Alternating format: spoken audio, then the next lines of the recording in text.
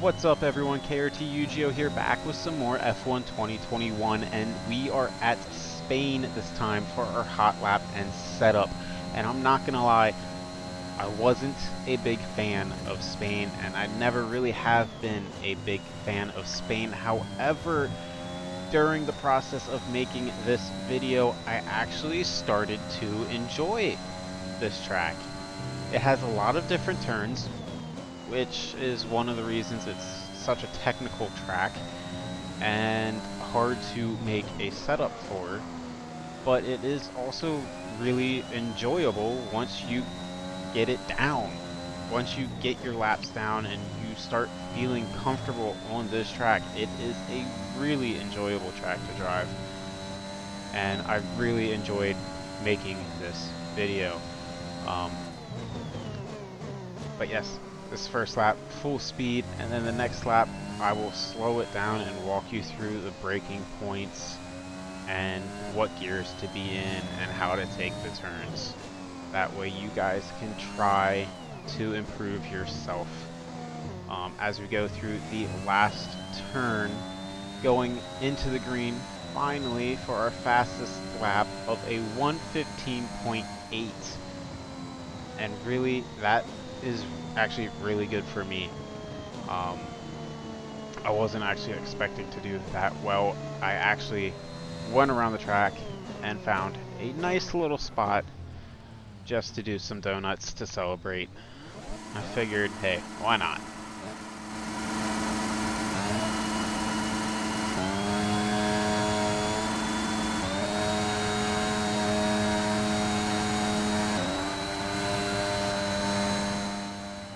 Alright, so here we are on the second lap. I will tell you where your braking points should be, what gear to be in, and how to take the turns. As we approach turn 1, you're going to want to start braking right around that gray patch. That's going to be where you want to be putting the max force of brake pressure down, and you're going to want to go down to 4th gear and mount both the right and left curb.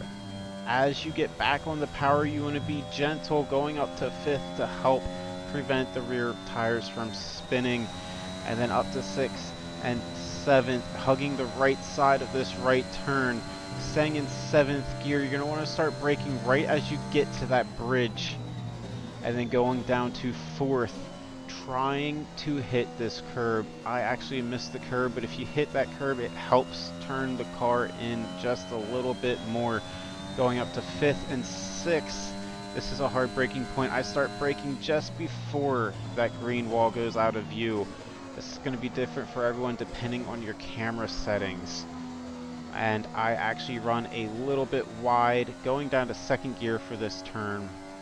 Getting back on the power nice and smoothly. Try to prevent those rear wheels from spinning and losing the back end.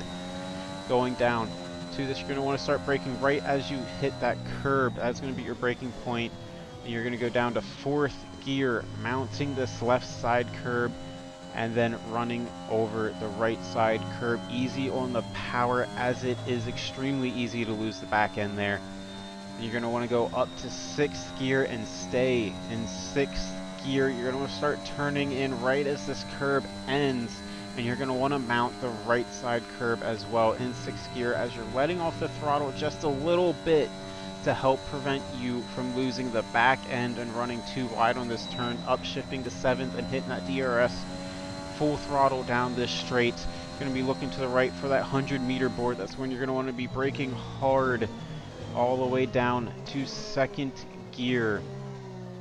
And you're going to want to turn in and try to just clip this turn, and I actually run just a tad bit wide, but not too much, and I actually run wide on the exit as well, getting on that curb, but actually lost me some time because I couldn't get on the power as soon as I'd like to.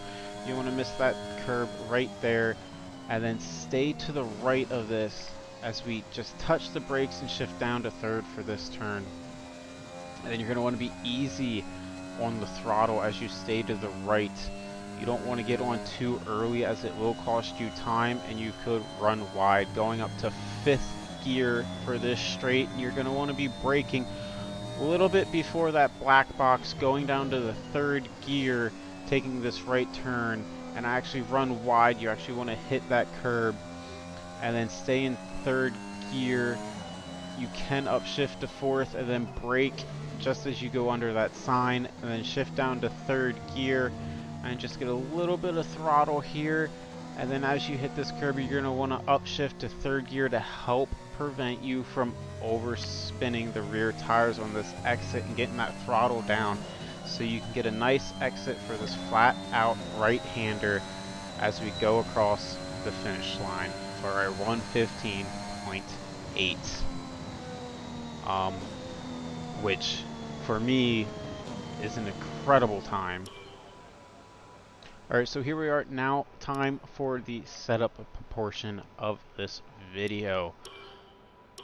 I actually run, it's pretty much identical setup to Tyre Limitless. It's a little bit different.